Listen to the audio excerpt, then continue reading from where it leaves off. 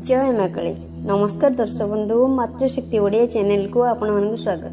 आज भिडियोटी प्रभु हनुमान एक चमत्कारी संकट मोचन मंत्र विषय कहबी, जार प्रयोग करें आपण जीवन में जिते बड़ संकटमय परिस्थिति देखा दे ना कहीं ताहा अचिर दूरे जाए। आसतु जानिबा से मंत्रटी।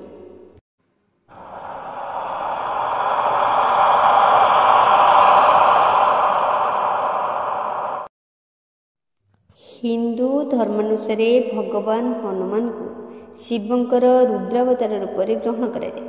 प्रभु हनुमान भगवान रामचंद्रकर सबुठु श्रेष्ठ भक्त और समर्पणर प्रतीक अटंती। जो व्यक्ति सठिक नियम और प्रभु हनुमान दृढ़ विश्वास सहित ए मंत्र को जप करें जीवन सबु संकट दूर हो जाए। तेणु प्रभु हनुमान को संकट मोचन कहुए।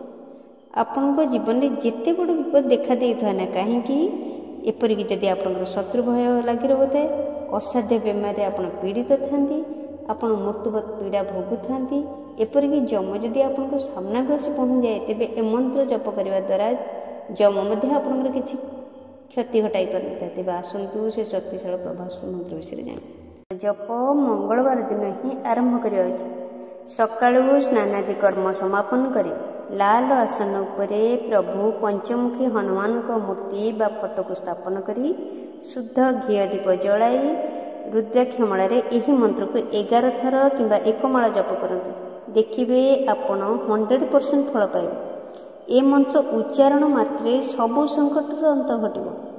तेबे मंत्रटी हैला ओम नमो हनुमते रुद्रावताराय सर्वशत्रु संहारणाय सर्वरोगहराय सर्ववशीकरणाय रामदूताय स्वाहा। आउ थोड़े जानतु ओम नमो हनुमते रुद्रावताराय सर्वशत्रु संहारणाय सर्वरोगहराय सर्ववशीकरणाय रामदूताय स्वाहा। यही मंत्र उच्चारण मात्रे आपणकर जीवन सबु संकट दूर हो। जदि वीडियोटी भल लगिला लाइक शेयर कमेंट करेंगे और चैनल को सब्सक्राइब करेंगे। रहुची धन्यवाद, नमस्कार।